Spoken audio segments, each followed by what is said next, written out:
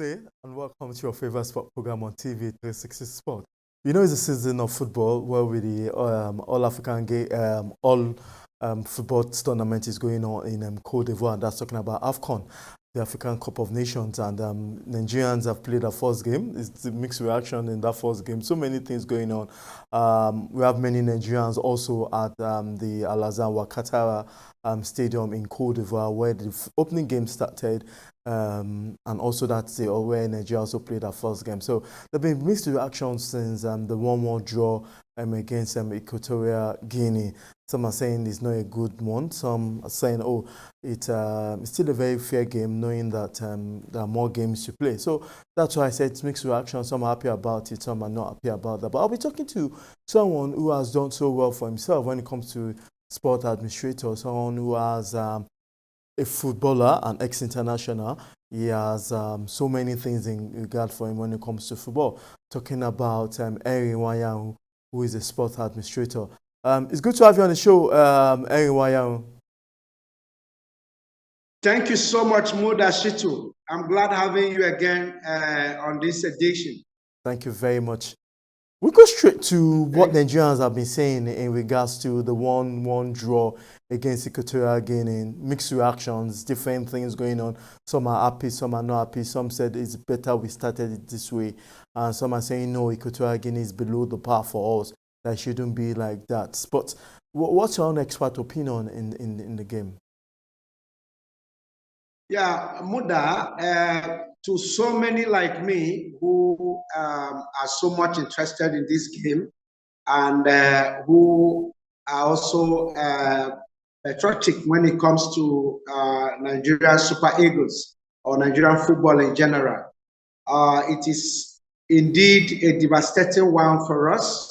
And we are surprised in a way that we are not able to, at least we are not able to score first. Rather, Equatorial Guinea scored us first, and then we now have to equalize. And after the equalizing, we are not able to make any attempt to win the game. To tell you the truth, we thought this particular team, we have beaten them several times.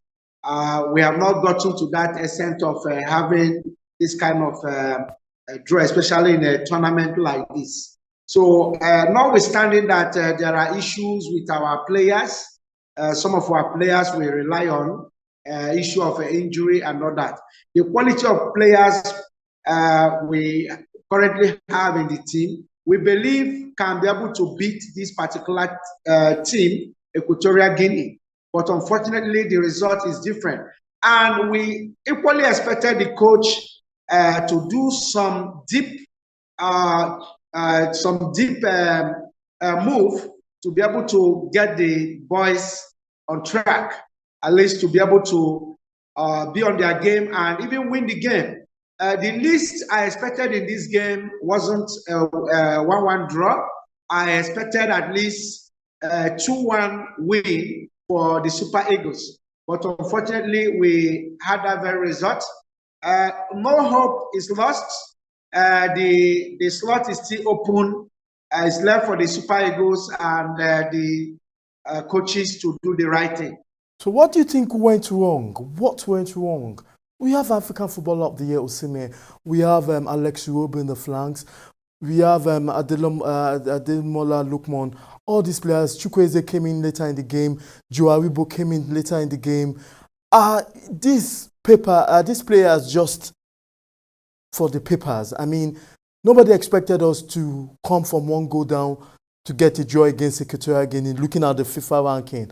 But what do you think happened? We have many opportunities where the current African Footballer of the Year, Victor Osimhen, Napoli forward, missed several chances. Is this a matter that it wasn't just our day, or we did not do our proper analytical view or assessment of our opponents? Yeah, Muda, technically, in that game, the midfield was something else. It was highly porous for the midfield. And you can see it was so easy for the Equatorial Guinea to push us, and it looks more like we are even going defensively much. Notwithstanding, we miss so many chances. And it also looks more like those supporting Osimhen are more like inexperienced players. But I mean, the way they play at the time, but it's not like that. We also see in some situation where it will be try as much as he can to still maintain the midfield and still come back a bit to assist those at the back. So in that game, I can tell you, even in the area of substitution, those we expected the coach to leave behind and then push in to go for goals. I mean, we didn't see that. It looks more like the coaching crew or the coach himself didn't actually read the game properly. And the boys, you know, we understand this kind of game. The boys, of course, may, with one hand, you know, relax a bit. So it left for the coach to really keep them awake with some technical input into the game that we didn't see. And it really calls for urgent attention or urgent alert for both the coaching crew and the team and the players to really do something, especially now we still have the chances. We understand that we are not the one leading the group. We still have Cote d'Ivoire there. And of course, we have a point that we are sharing with Equatorial Guinea. So it's left for us now in this coming game tomorrow to make sure that we're able to do something fruitful, something tangible to be able to put the team at the right track. Yeah, and you know, people keep saying this. We have reports, we have publications, we have talked on about that. There are no minors more in African football. We saw Cape Verde defeating the almighty Ghana. We saw that it has to take a penalty for Egypt to draw against Mozambique. Has it got into the state that we should not accept that there's no small teams, no minors, no small nations when it comes to football? Because even the win Equatorial Guinea, Ivory Coast, the host nation, had against Guinea-Bissau does not show what the game was all about. Have you come to agreement that there's no small nations when it comes to football in Africa? Yeah, generally, Africa is a big continent, and that is equally expected of in African football. There's no small team, of course, in Africa. You don't underrate any team. The team you may even underrate may be the one to disgrace you out of the tournament. And this is why the giants, those who have been making, who has what it takes when it comes to player resources, should try their best. A country like ours, we have what it takes. When you talk about international players, those that are the best in their clubs, we have all of them. And this is why we're supposed to take this game very serious. We're supposed to take this tournament very, very serious. We are champions for 3 times, of course. We're supposed to be champions as in many cases as possible. And also not just that, to make sure also we qualify for the World Cup coming, because we have missed the other time. So we're supposed to take it serious, knowing that no team in Africa is small. And this is why a lot of people were disappointed. Equatorial Guinea, a lot of people may say no, that they are a small country. They are not a small country. We even have a player among them who played the American football, who now have to come into this particular football, the soccer, whatever they call it, from the United States. So now we have them coming in, and you can see it's not like they don't have the knowledge of the game. They have the knowledge of the game. Physically, they are strong. Technically, they are also awake. And when you look at it, you will agree with me that both the coaching crew, the players, they did so much to make sure that they're able to make a great impact. You can see a player among them who usually play as a defense player in his club, yes, coming in as a striker and making some great pushes. This is what we are talking about. You can see the determination, you can see the effort they put in place. to make sure that they drew against us. In fact, they want to win us. If not just that we're able to escape that, I think we could have ended up having this team or this country defeating us. It's quite unfortunate. We have over 200 million people in Nigeria, and a country with just 1.6 or 1.5 million people beating us. You can see the expectation here is very high.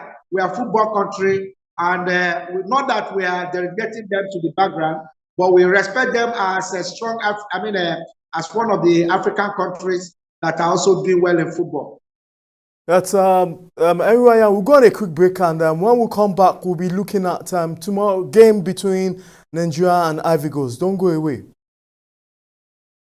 Yes, still on the game. So much comment coming in on our Facebook message and also on our Twitter handles as regards to tomorrow's game against against Ivory Coast. So we still have everyone here without tell us much about tomorrow's game. Where you should stick your mind is where we should believe. I've been hearing that we're going to defeat Ivory Coast, but you know, it's not yet time to say that. That's why we have Henry in the house. So we'll go on this quick break. When we come back, we'll be hearing from an expert view of a sport administrator.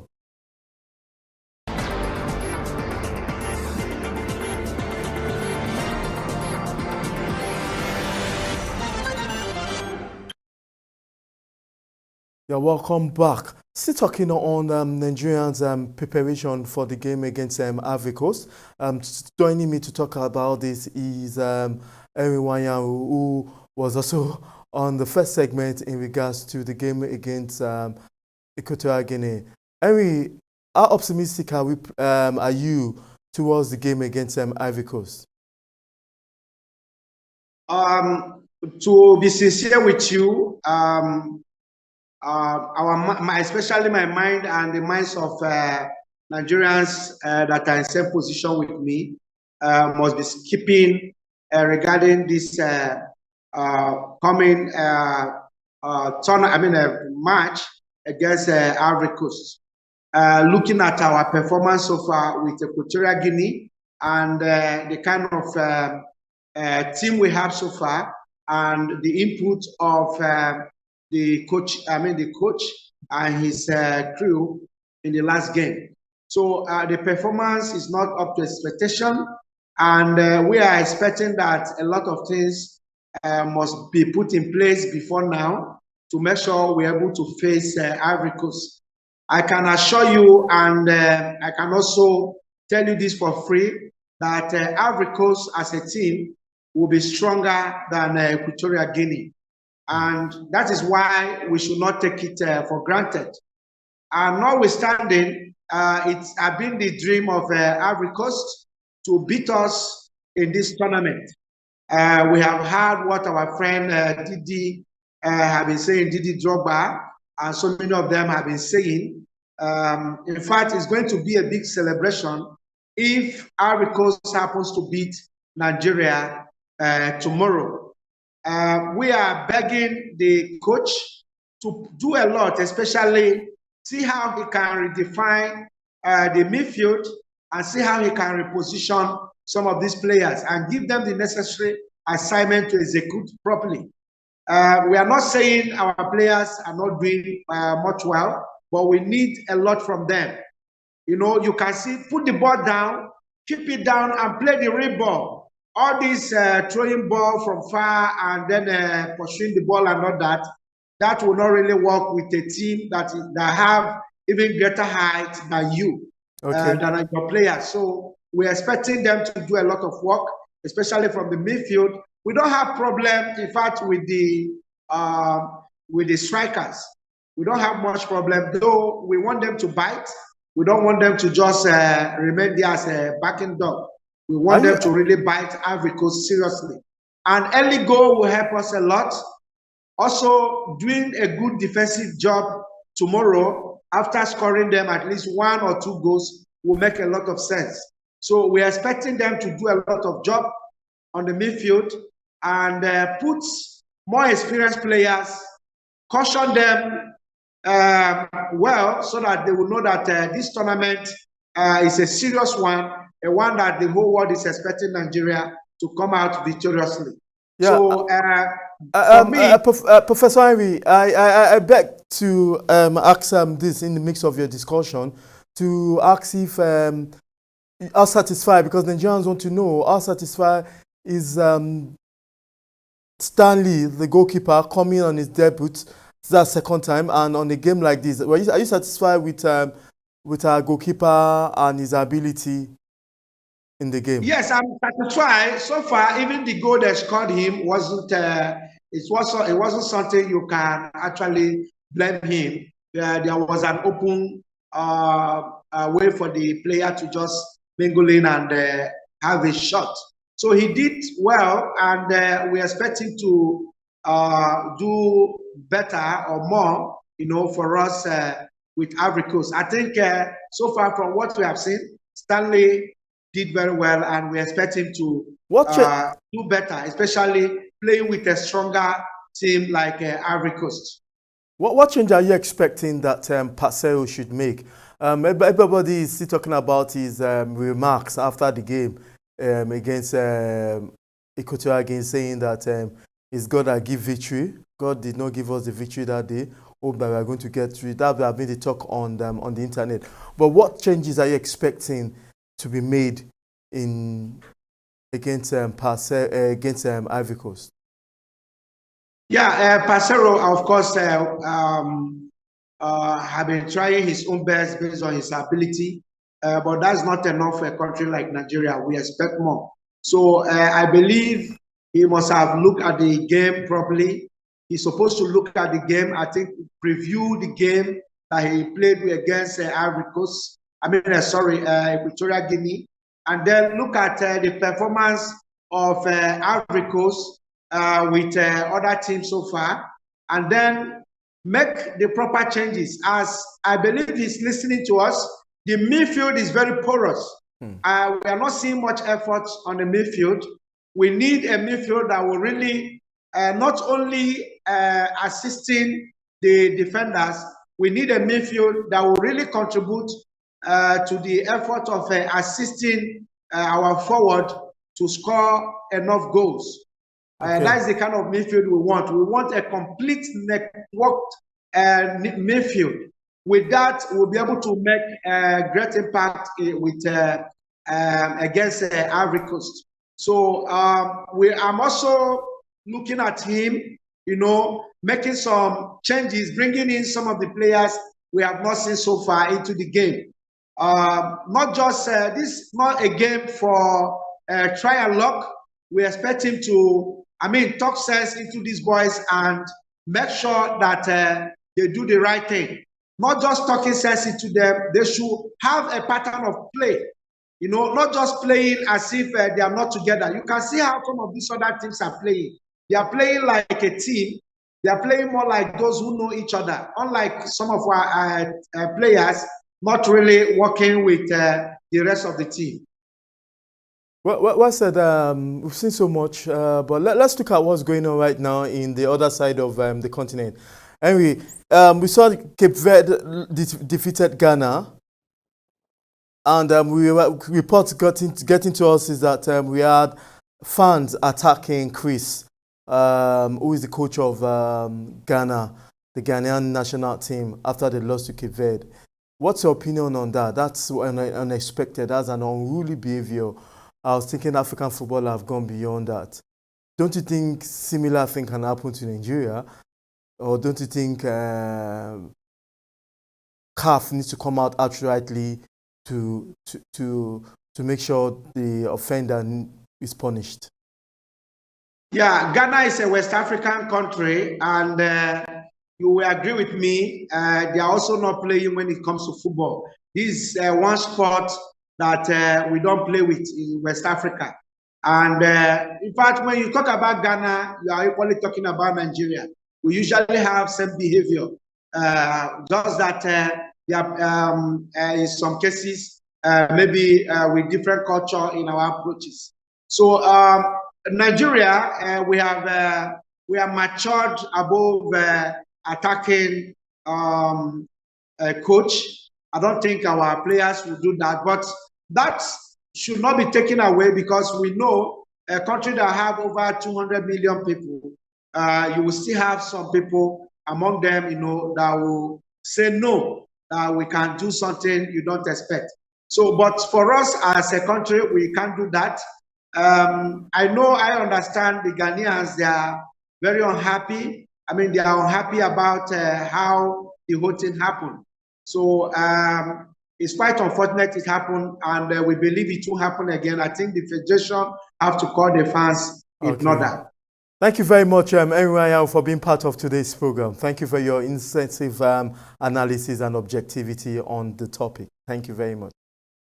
Thank you so much, Mudashitu. Thank you, our viewers. That's Mary Wanya, who is an ex-international sport administrator and done so well for football. And that's all on today's program. We hope that in subsequent editions, we'll give you what's going on in AFCON, especially when it comes to the game that Nigerian has to play. So it's good to have you on the show today. Thank you very much for watching. Same time next week, we're giving you all what you need to know in the world of sport. Bye for now.